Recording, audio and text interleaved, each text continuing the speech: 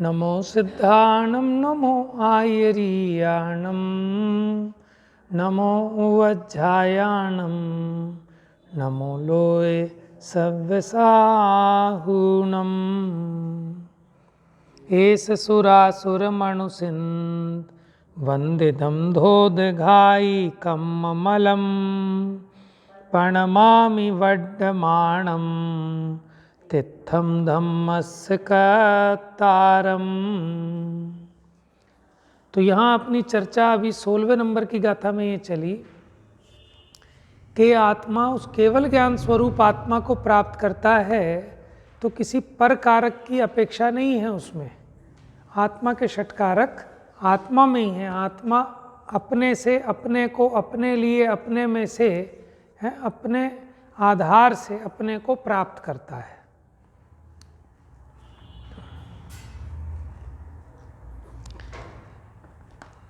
अब गाथा नंबर 17। अब प्रश्न ये खड़ा होता है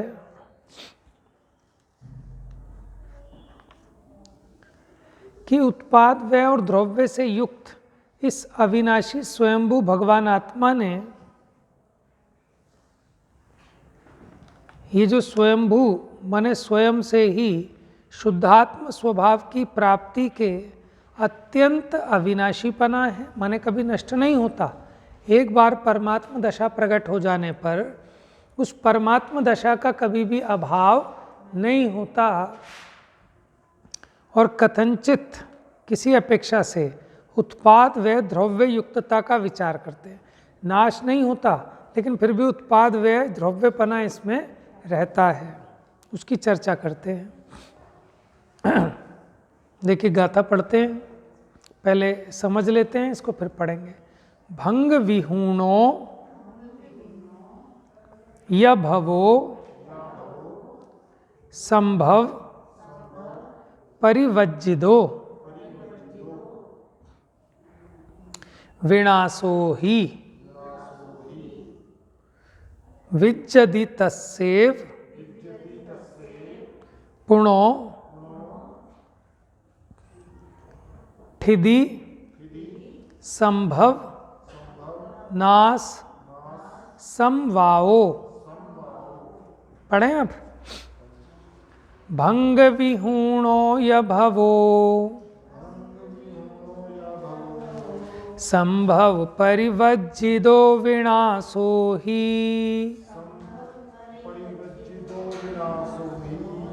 विज्जति तस्सैव पुणो ठिदि संभव नाश समवाओ। एक बार फिर से। भंग विहूणो य भवो संभव परिवज्जिदो विनाशो ही विज्जति तस्सैव पुणो ठिदि संभव नाश समवाओ।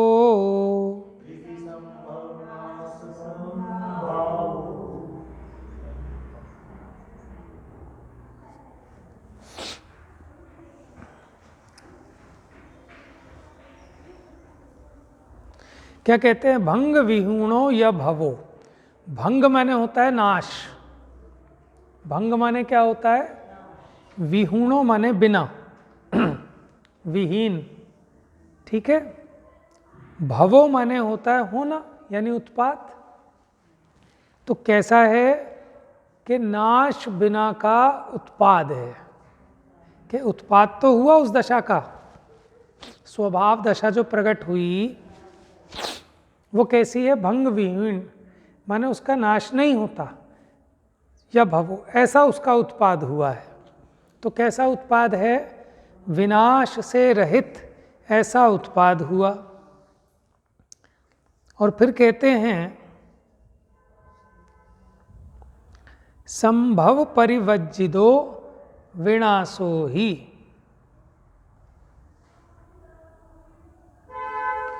संभव यानी सम तो उपसर्ग है, भव माने होना यानी उत्पाद। परिवज्जिदो परिवज्जितो माने परिवर्जित है, विनाशो ही। तो यहाँ क्या कहते हैं, संभव परिवज्जितो विनाशो, और ऐसा विनाश हुआ है कि उसका उत्पाद नहीं होता। देखो पहली बात में कहा विनाश रहित उत्पाद हुआ है, और आगे कहते हैं उत्पाद रहित विनाश हुआ है। विज्जति तस्सैव, विज्जति माने होता है या विद्यमान रहता है, तस्सैव माने फिर भी, पुनः ठिधि, ठिधि माने होता है स्थिति, ठीक है। संभव माने उत्पाद, नाश माने यानी उत्पाद व द्रव्य आ गए इसमें। ठिधि माने क्या हो गया, द्रव्य स्थिति उसकी। संभव माने उत्पाद उत्पन्न होना, और नाश माने व्यय। समवाओ, समवाओ माने एक साथ। अब यहाँ क्या कह रहे हैं कि वो जो स्वयंभूपना यानी अपने से परमात्म दशा जो प्रकट हुई, ये कैसी है परमात्म दशा, कि ये जो परमात्म दशा प्रकट हुई इसका कभी विनाश नहीं होगा। ऐसा उत्पाद हुआ कि अब इस दशा का कभी भी विनाश होने वाला नहीं है। जो परमात्मपना प्रकट हुआ कैसा, भंग विहीणो या भवो, कि अब इसमें ये भंग से रहित है, विहीन है, ऐसा भवो, ऐसा हो गया। यानी कैसा उत्पाद, व्यय बिना का उत्पाद, जिसका कभी व्यय होने वाला नहीं है, ऐसा उत्पाद हुआ। मैं कहता ये प्राकृतिक भाषा नहीं समझ में आ सकती है पढ़ने को। अब जैसे आप मतलब निकालते हो, अब हमें तो समझ नहीं आता मतलब कैसे निकला। अच्छा देखो ना, सिंपल सी बात, भंग विहीणो, तो भंग से विहीन। जैसे समय साल भी पूरा प्राकृत में पढ़ा, लेकिन अभी भी कुछ समझ तो आता नहीं।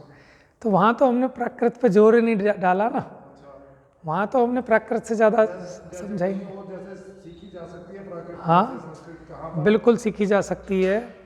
वैसे सुदीप जी हैं प्राकृत की क्लास वो लेते हैं वहाँ पर, सुदीप जैन की। हाँ कहाँ है वो आपका, लाल बहादुर शास्त्री विश्वविद्यालय।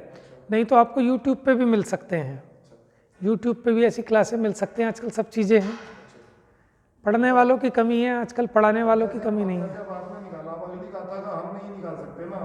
नहीं हम भी नहीं निकाल सकते, ये तो मेरे सामने सब कुछ है ना। ये प्राकृत है, उधर देखो संस्कृत दिख रही है आपको, तो देखो हमें तत्व ज्ञान तो पता है, तो हम उसके हिसाब से उससे जोड़ करके निकाल लेते हैं। नहीं मुझे संस्कृत भी नहीं आती, थोड़ा बहुत हल्का फुल्का समझ लेता हूँ बस। संस्कृत है, फिर नीचे हिंदी भी है आपकी अनुवाद, तो बात बन जाती है, काम चल जाता है ना। अपने जैसे आप एक एक शब्द का मतलब बता रहे थे, हाँ तो अब हम कोई बात नहीं, आप हमसे सीख के समझ लो, धीरे धीरे निकालना आ जाएगा, मैं सिखा दूंगा, कोई बड़ा रहस्य नहीं है उसमें। देखो भंग विहीणो यानी भंग से विहीन, या भवो, भवो माने होना, यानी उत्पाद जो हुआ है वो कैसा है कि अब उसका कभी भी व्यय होने वाला नहीं है। फिर कहते हैं संभव परिवर्जित, परिवर्जित मैंने होता है रोकना। क्या है, भव, भव माने उत्पाद, उत्पाद वर्जित विनाश है।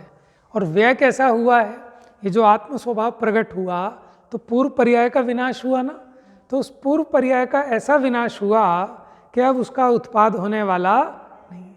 जो अपूर्ण दशा थी केवल ज्ञान से पहले की, जो अपूर्ण दशा थी उसका ऐसा व्यय हुआ कि अब उसका उत्पाद नहीं होगा। और ये जो पूर्ण दशा उत्पन्न हुई इसका ऐसा उत्पाद हुआ कि इसका कभी विनाश नहीं होगा। और फिर भी गजब की बात यह है कि विज्जति तस्सैव पुनो, विज्जति माने फिर भी विद्यमान है। क्या विद्यमान है, फिर भी एक साथ। ठिधि, ठिधि माने ठहरना, स्थिति यानी द्रव्य। संभव, भव माने होना यानी उत्पाद, और नाश यानी व्यय, यानी उत्पाद बिना का विनाश और विनाश बिना का उत्पाद हुआ होने पर भी उनको एक साथ एक समय में क्या है, उत्पाद, व्यय और द्रव्य समवाओ एक साथ एक समय में होते हैं। अब कैसे होते हैं ये समझने की बात है। हाँ, अभी बात पिछली गाथा में चली थी कि वो भगवान बने तो किसी दूसरे के कारण नहीं बने, अपने में ही सारे कारक हैं अपने। स्वयं ने स्वयं को स्वयं से, स्वयं के लिए स्वयं में से, हाँ, स्वयं वो अवस्था को प्राप्त किया तो स्वयं से हुए। अब ये जो हुए इनका कभी नाश होगा कि नहीं होगा इस अवस्था का, कि नहीं, नाश नहीं होगा। और जिस दशा का नाश हुआ अपूर्ण दशा का, क्या उसका उत्पाद होगा कि नहीं होगा। लेकिन फिर भी एक समय में उत्पाद व द्रव्यपना एक साथ पाया जाता है उनमें भी। कैसे पाया जाता है उसकी चर्चा आएगी, अभी इसमें भी देखते हैं टीका में। चलिए एक बार गाथा फिर पढ़ते हैं, अब और अच्छी समझ में आएगी। भंग विहीणो य भवो संभव परिवज्जिदो विनाशो ही विज्जति तस्यैव पुनो ठिदि संभवनाश संवाओ। हिंदी अनुवाद पढ़ते हैं नीचे, मेरे पास मूल ग्रंथ के पढ़ते हैं, फिर डॉक्टर साहब का पढ़ेंगे। व्यहीन छे उत्पाद ने उत्पादहीन विनाश छे, तेने जवली उत्पाद द्रव्य विनाश नो समवाय छे। डॉक्टर साहब का अनुवाद। यद्यपि उत्पाद बिन व्यय, व्यय बिना उत्पाद है, तथापि उत्पाद व्यय स्थिति का सहज समवाय है। यद्यपि बिना उत्पाद का व्यय और बिना व्यय का उत्पाद है, फिर भी उनके एक साथ एक समय में उत्पाद व्यय और द्रव्यपना कायम रहता है। चलिए अन्वयार्थ देखिए मूल ग्रंथ में। देखो यहाँ लिखा है ना जो अन्वयार्थ, भंग विहीण च भवा, यहाँ से आ गया समझ में कि भंग विहीन माने विनाश रहित उत्पाद है और संभव परिवर्जितः विनाशः ही उत्पाद रहित विनाश है। तस्य एव पुनः, उसके ही पुनः माने फिर स्थिति संभव नाश समवायः विद्यते। स्थिति उत्पाद और विनाश का समवाय एकत्रपना संभव है, विद्यमान है। टीका देखिए, वास्तव में इस शुद्धात्म स्वभाव को प्राप्त आत्मा के शुद्धोपयोग के प्रसाद से हुआ जो शुद्धात्म स्वभाव से उत्पाद है, यानी शुद्धात्मा हो गए ना, तो शुद्धात्मा पने का जो उत्पाद हुआ वह पुनः उस रूप से प्रलय का अभाव होने से विनाश रहित है। अब उसका विनाश नहीं हो सकता, माने एक बार आत्मा शुद्ध हो गया तो फिर वो अशुद्ध नहीं हो सकता। तो ये ऐसा उत्पाद हुआ कि जिसका कभी विनाश, तो विनाश बिना का उत्पाद है ये। और उस आत्मा के शुद्धोपयोग के प्रसाद से हुआ जो अशुद्धात्म स्वभाव से विनाश है, क्योंकि अशुद्धात्म दशा की नाश हुआ, शुद्धात्म दशा का उत्पाद हुआ, शुद्धता का उत्पाद हुआ, अशुद्धता का व्यय हुआ। तो जो अशुद्धता का व्यय ऐसा हुआ कि अब उसका दोबारा उत्पाद नहीं हो सकता। तो अशुद्ध आत्म स्वभाव से विनाश है, वह पुनः उत्पत्ति का अभाव होने से उत्पाद रहित है। इससे ये कहा है कि उस आत्मा के सिद्ध रूप से अविनाशीपना है, माने जो सिद्ध हो गए, शुद्ध हो गए, उनकी वो शुद्धता कैसी है, अविनाशी, उसका कभी विनाश नहीं हो सकता। ऐसा होने पर भी आत्मा के उत्पाद व्यय और द्रव्य का समवाय विरोध को प्राप्त नहीं होता, क्योंकि नियम तो ये उत्पाद व्यय द्रव्य युक्तम सत, अगर इसमें से एक भी ना हो तो वस्तु की सत्ता ही ना रहे। तो आपने कहा बिना उत्पाद का व्यय, बिना व्यय का उत्पाद, तो फिर सत्ता ही सिद्ध नहीं होगी। तो वो कहते नहीं, ऐसा होते हुए भी उनके एक साथ एक समय में उत्पाद व द्रव्यपना कायम रहता है, क्योंकि वह विनाश रहित उत्पाद के साथ, उत्पाद रहित विनाश के साथ और उन दोनों के आधारभूत द्रव्य के साथ तन्मयता से युक्त हैं, एकम एक है। तो किसी भी चीज़ का अगर उत्पाद हो और विनाश हो तो बिना किसी द्रव्यपने के नहीं हो सकता। जब तक कोई चीज़ स्थिर ना हो तो किसका उत्पाद हुआ और किसका विनाश हुआ ये सिद्ध ही नहीं हो सकता। अब इस पर चर्चा चलेगी अपनी, इसमें थोड़ी थोड़ी गंभीर चर्चा आगे आएगी। तो उत्पाद व द्रव्य के मामले में अगर उत्पाद को नहीं माने तो क्या प्रॉब्लम है, व्यय को नहीं माने तो क्या प्रॉब्लम है, द्रव्य को नहीं माने तो क्या प्रॉब्लम है, किसी एक को अकेला माने तो क्यों सिद्ध नहीं होता, वो सब गहरी चर्चा भी इसमें आने वाली है। तो धीरे धीरे हम इसमें बढ़ते जाएंगे। भावार्थ, स्वयंभू सर्वज्ञ भगवान के जो शुद्धात्म स्वभाव उत्पन्न हुआ, देखो ये चर्चा अपनी हो चुकी है कि शुद्धात्म स्वभाव उत्पन्न हुआ, इसका मतलब पहले अशुद्धात्म थे, अब वो शुद्धात्म स्वभाव था, लेकिन अब वो स्वभाव व्यक्त हुआ, उसको प्राप्त करना है ना। वह कभी नष्ट नहीं होता, एक बार उत्पन्न होने के बाद वो शुद्ध स्वभाव कभी भी नष्ट नहीं होता, इसलिए उनके विनाश रहित उत्पाद है। माने जो सिद्धपना उत्पाद हुआ, अब उस सिद्धपने का कभी भी विनाश नहीं होगा। और अनादि अविद्या जनित विभाव परिणाम एक बार सर्वथा नाश को प्राप्त होने के बाद फिर कभी उत्पन्न नहीं होते। जो अशुद्धता थी, विकार था, वो एक बार पूरी तरह अगर नाश को प्राप्त हो गया तो वो दोबारा फिर उत्पन्न नहीं होते, इसलिए उनके उत्पाद रहित विनाश है।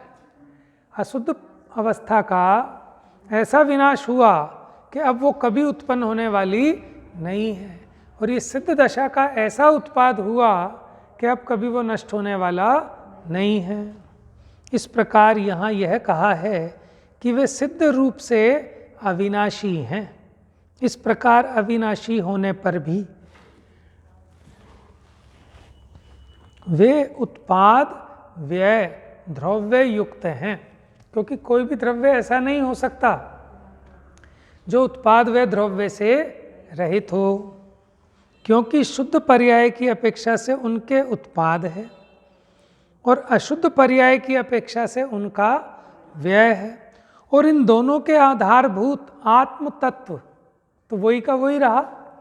माने जब शुद्धात्म स्वभाव प्रकट हुआ जिसको, और जिसको अशुद्धात्म स्वभाव नष्ट हुआ उसको, तो जब अशुद्धात्म स्वभाव था तब भी वो था, उसका व्यय हो गया तब भी वो है, शुद्ध दशा नहीं थी तब भी वो था, शुद्ध दशा प्रकट हो गई तब भी वो है।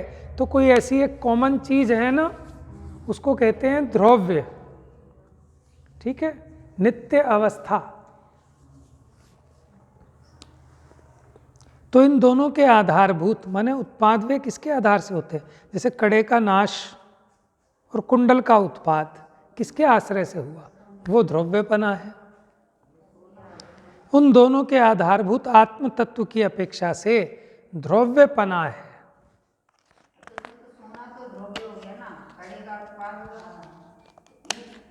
देखो इसमें एक बात समझना, जो स्वर्णत्व है, समझना, स्वर्णत्व वो द्रव्य नहीं है।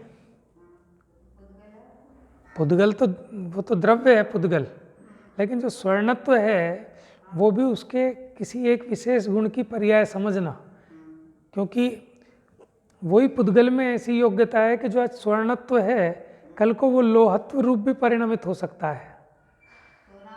पुद्गल, पुद्गल, हाँ, पुद्गल की पर्याय है ना स्वर्ण। कोयला नहीं बन जाता वो, जिसके भाग फूट जाएं तो उसने सोना गाड़ा हो, लेकिन जब निकाले तो पता चला कोयला बन गया। पुद्गल है ना, पुद्गल परिणमित हो सकता है, कोई आश्चर्य नहीं है, लेकिन फिर भी एक बहुत लंबे पीरियड में नहीं होता, इसलिए कहते हैं कि सोना सोने रूप रहता है। तो हमने वो तो उदाहरण में उसको द्रव्य कहा है, वास्तव में द्रव्य तो पुद्गल द्रव्य है। ये स्वर्ण भी उसकी पर्याय है, स्कंद रूप पर्याय, और उसमें उस प्रकार के गुण हैं कि जिनका ऐसा परिणमन हुआ कि उसका पीलापन ऐसा रहेगा, उसकी चमक ऐसी रहेगी, उसकी वो जो तन्यता है कि आप चाहो तो क्या था, वो 1 ग्राम सोने में से 1 किलोमीटर लंबा तार खींचा जा सकता है। इतनी उसमें तन्यता है, इतनी आघात वर्ध्यता है कि आप उसको इतना पीटो, इतना पीटो, इतना पीटो, वो क्रैक नहीं हो सकता। उसके तभी तो वर्क बन जाते हैं, पतले पतले पतरे, सोने की पिन्नी कितनी पतली बना लो। तो उसकी ये जो क्वालिटीज़ हैं, ये उसके विशिष्ट गुणों का परिणमन है ना, है तो वो भी पर्यायपना, लेकिन ये फिर भी द्रव्यता है उसकी। जैसे घड़ा है, घड़े का व्यय हुआ, उससे सकोरा बनाया जैसे, तो उसका व्यय हुआ, उस सकोरे का उत्पाद हुआ, लेकिन जो मिट्टीपना है वो कॉमन है उसमें।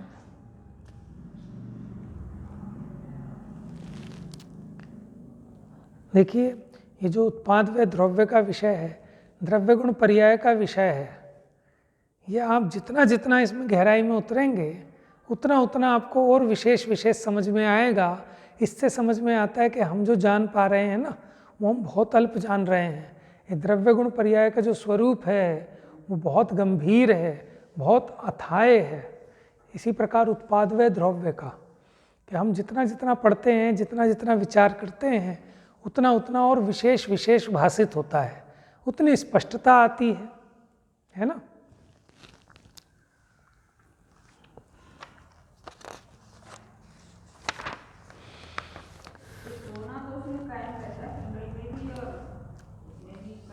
हाँ ठीक है। तो उसका द्रव्य उद्गय कहाँ जाएगा, क्या करेंगे, मतलब कैसे करेंगे इसको?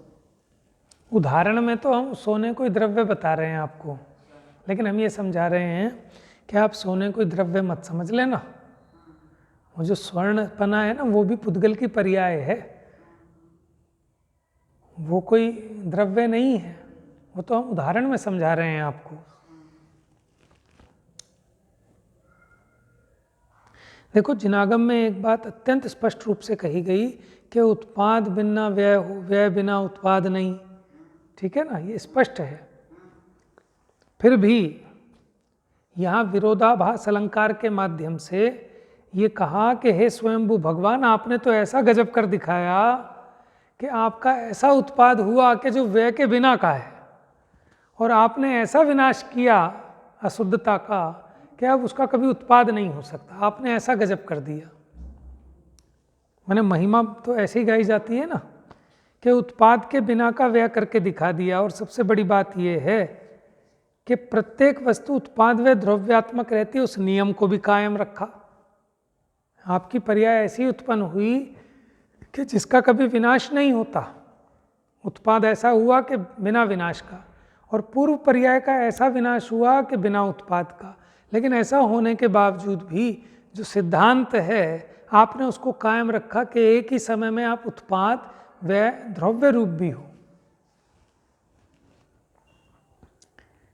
तो आचार्य देव ये कहना चाहते हैं कि शुद्धोपयोग के प्रताप से स्वयं सर्वज्ञता को प्राप्त स्वयंभू भगवान ने ऐसे केवल ज्ञान को प्राप्त किया, ये नए वाले डॉक्टर साहब वाले में है ये, कि जिसका अब अनंत काल तक अभाव नहीं होगा, और मोह राग द्वेष का ऐसा अभाव किया कि अब अनंत काल तक कभी उसका उत्पाद, ऐसा होने पर भी स्वयंभू भगवान में उत्पाद व द्रव्य की संयुक्तता सतत विद्यमान है। कैसे देखो, सिद्ध भगवान में भले ही वो वैसा उत्पाद नहीं होगा अशुद्धता का, लेकिन वो जैसे हैं इसी रूप में एक सदृश परिणमन होता है, एक विसदृश परिणमन होता है।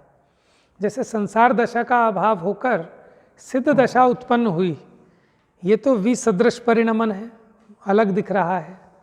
लेकिन अब जो सिद्ध दशा हुई, अगले समय भी सिद्ध दशा ही होगी। पहले वाली सिद्ध दशा का व्यय, नेक्स्ट सिद्ध दशा का उत्पाद, फिर सिद्ध दशा का व्यय, फिर सिद्ध दशा का उत्पाद। तो इस प्रकार का उत्पाद व द्रव्यपना तो निरंतर चलता रहेगा। लेकिन ये सदृश परिणमन है, तो हमें उसमें अंतर दिखाई नहीं देता। आप ये बताओ कि जैसे किसी की शक्ल चेंज हो जाती है 10 साल में, तो लगता है कि यार तो बहुत बदल गया, बहुत चेंज आ गया। लेकिन जिसकी शक्ल बिल्कुल नहीं बदली, लेकिन उसने भी तो 10 साल के पीरियड में परिणमन किया है ना, क्या उसमें परिणमन नहीं हुआ? लेकिन उसमें वैसा का वैसे ही परिणमन दिख रहा है। तो दो तरह के परिणमन हैं, एक विसदृश और एक सदृश, समान और एक असमान। तो जो असमान परिणमन है वो तो हमें दिखाई देता है, समझ में आता है कि हाँ कुछ परिवर्तन हुआ है, लेकिन जो वैसा का वैसे ही रहे वो परिणमन हमारे ख्याल में ही नहीं आता, लेकिन वो भी तो परिणमन है ना। देखिए बात यह है कि यद्यपि प्रत्येक वस्तु प्रति समय परिणमित होती रहती है, उसमें प्रति समय उत्पाद विनाश भी होता ही रहता है। सूक्ष्म दृष्टि से देखें तो केवल ज्ञान की पर्याय भी एक एक समय की है, हर समय नष्ट होती है, प्रति समय नई नई उत्पन्न होती है। फिर भी स्थूल दृष्टि से देखने पर अगले समय उत्पन्न होने वाला केवल ज्ञान भी पहले समय के केवल ज्ञान जैसा ही दिखाई देता है। देखो नीलांजना बदल गई, दुनिया को तो नहीं दिखाई दी, लेकिन आदिनाथ स्वामी को दिखाई दे गई सूक्ष्म दृष्टि से। तो ऐसे ही भले ही उनका शुद्ध उत्पाद हुआ है, लेकिन वो शुद्ध उत्पाद भी अगले समय नष्ट होता है और नवीन शुद्ध उत्पाद होता है, फिर उसका व्यय, उसका उत्पाद।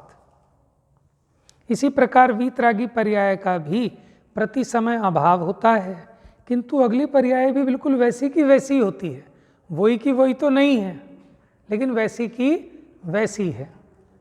अतः ये कहा जाता है कि राग द्वेष का ऐसा नाश किया कि उसका फिर कभी उत्पाद नहीं होगा। इस अपेक्षा को ध्यान में रखकर ये बात कही गई कि राग का ऐसा नाश किया कि जिसका कभी उत्पाद नहीं होगा, और सर्वज्ञता का ऐसा उत्पाद किया कि जिसका कभी नाश नहीं होगा, लेकिन फिर भी उसमें निरंतर रहने वाला जो उत्पाद व द्रव्यपना है वो कायम रहता ही है। लेकिन बस इतना अंतर है कि अब शुद्धता का ही व्यय होगा, शुद्धता का ही उत्पाद होगा।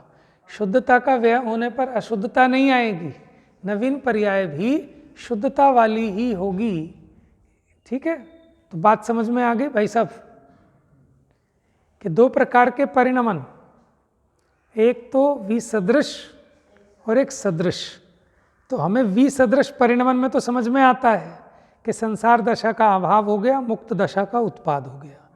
तो हम कह रहे हैं अब संसार दशा का दोबारा उत्पाद नहीं होगा, इसलिए वो व्यय रहित उत्पाद हुआ है, उत्पाद रहित व्यय संसार दशा का। और सिद्ध दशा ऐसी उत्पन्न हुई कि अब उसका कभी व्यय नहीं होगा, लेकिन फिर भी परिणमन तो निरंतर रहेगा, लेकिन शुद्ध शुद्ध शुद्ध शुद्ध शुद्ध परिणमन है, इसलिए उत्पाद व द्रव्यपना भी कायम रहा।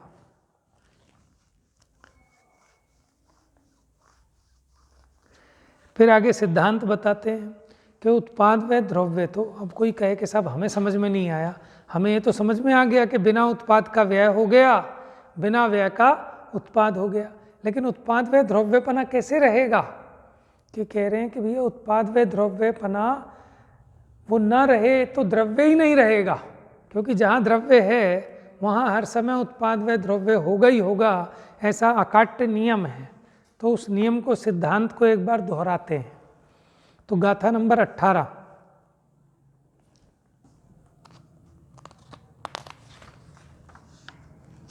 ठीक है, तो स्टेप हैं, स्टेप स्टेप से आगे बढ़ रहे हैं हम, समझ समझ के। जो समझ में नहीं आएगा स्टेप तो पूछ लेना बीच का।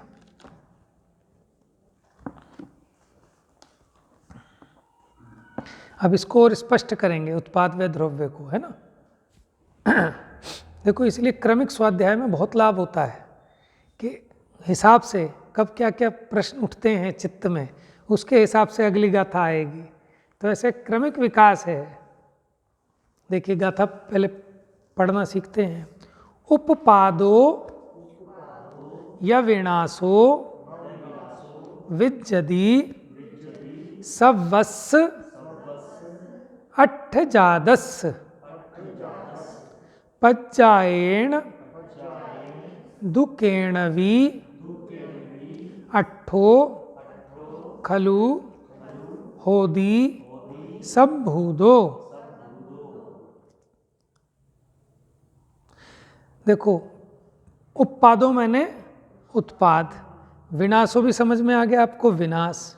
विज्जति माने होता है, विद्यते होता है। सवस् अट्ठ, सवस् माने सभी, अट्ठ माने अर्थ, अर्थ माने होते हैं पदार्थ, ठीक है। समस्त पदार्थों के उत्पाद और विनाश होता ही है। पज्जायेण, पज्जायेण माने पर्याय से, दु केणवी, केणवी माने केण अपि किसी पर्याय से, अट्ठो माने अर्थ को, खलु माने नियम से, होदी, होदी माने होता है, सद्भूत, सद्भूत का अर्थ क्या हुआ, माने स्थिति उसकी, उसकी सत माने ध्रुव्य को कह रहे हैं सद्भूत से। सद्भूत माने जो है उसको कहते हैं सद्भूत, विद्यमान, यानी ये कहकर यहाँ ध्रुव कहना है। देखो एक बार फिर गाथा पढ़ते हैं, फिर इसका अर्थ देखेंगे। उपादो यविनाशो विज्जति सवस्य अट्ठ जादस, पज्जायेण दुकेण वी, अट्ठो खलु होदि सभूदो। देखो उत्पादो या विनाशो, उत्पाद और विनाश, विज्जति मैंने विद्यते होता है, सवस अट्ठ जादस, जो भी अर्थ जाति के हैं, जो भी पदार्थ हैं, उन सबके उत्पाद और विनाश होता है। पज्जायेण दुकेणवी, और किसी, केन अपि माने, केण माने किसी है, पर्याय से, अपि माने भी, पज्जायण माने पर्याय से, अट्ठो माने अर्थ, खलु माने नियम से, होता है सभूदो माने ध्रुव होता है। देखो ये बड़ी इंपॉर्टेंट बात है। अभी जो आप क्वेश्चन पूछ रहे थे तो उससे आप समझना, हम क्या समझते हैं कि उत्पाद वे तो पर्याय से होते हैं, लेकिन द्रव्यपना द्रव्य से होता है।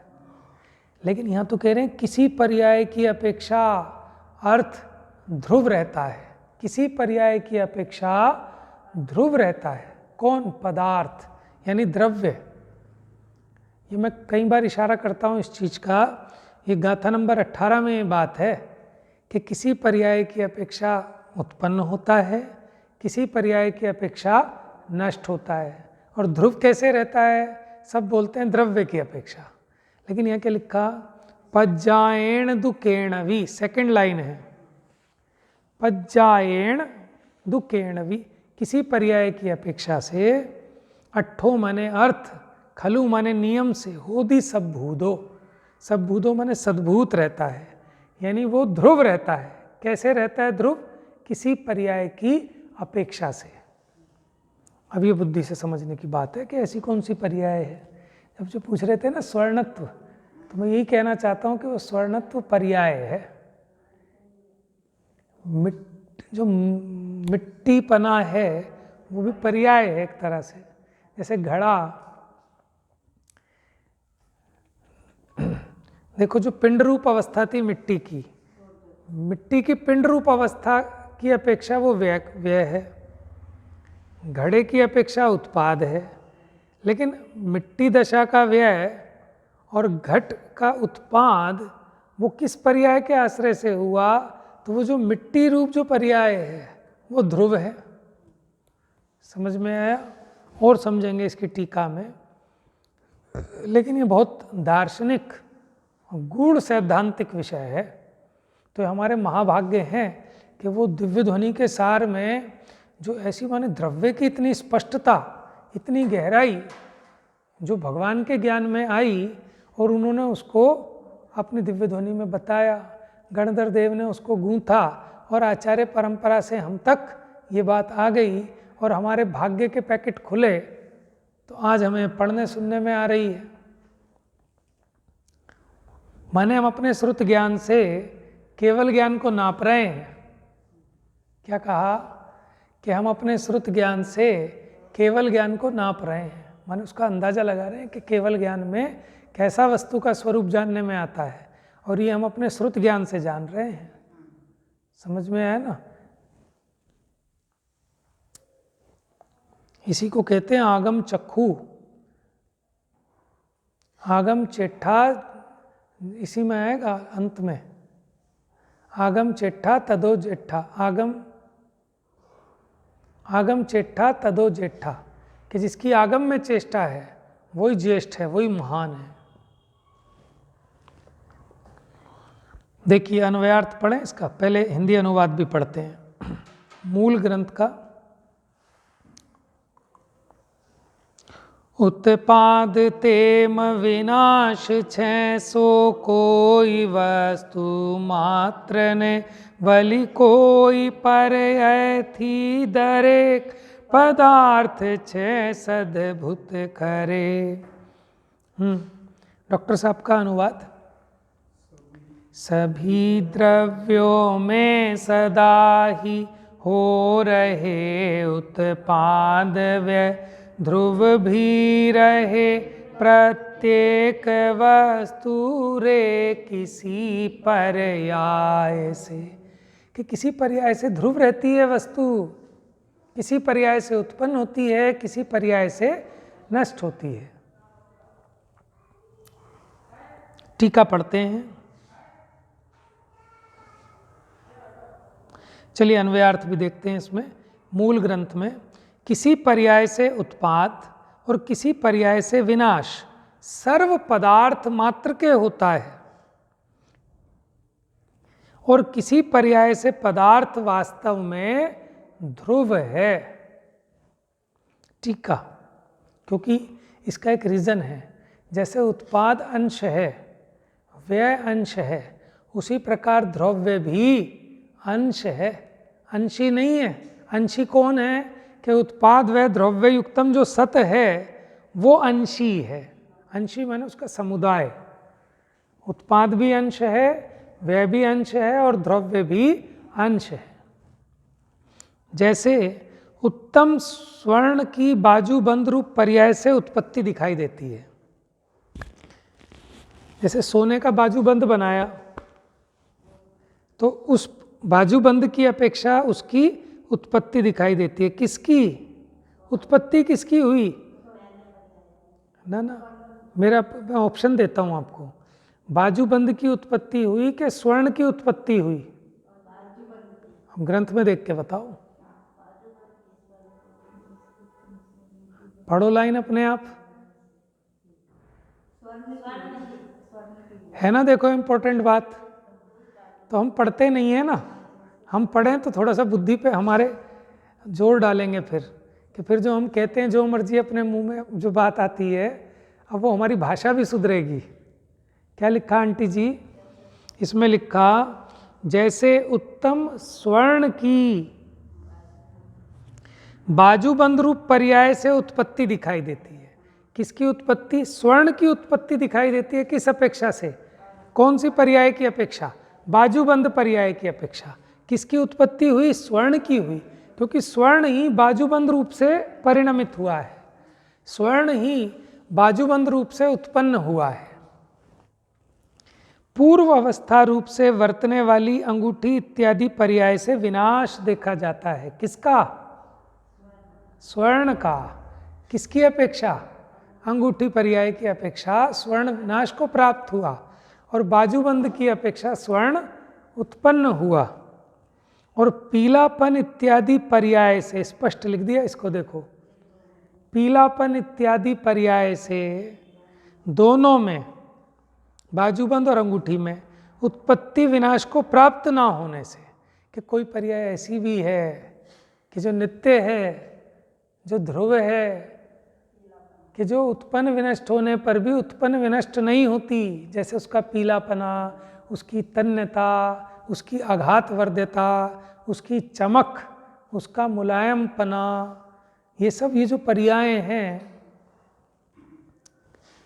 तो पीलापन इत्यादि पर्याय से दोनों में, यानी बाजूबंद में भी और अंगूठी में भी, उत्पत्ति विनाश को प्राप्त ना होने से द्रव्यत्व दिखाई देता है। इस प्रकार सर्व द्रव्यों के किसी पर्याय से उत्पाद, किसी पर्याय से विनाश और किसी पर्याय से द्रव्य होता है। माने सारी उलझनें, सारी गुत्थियां सुलझ जाएं, इसलिए मूल आगम का सेवन बहुत जरूरी है।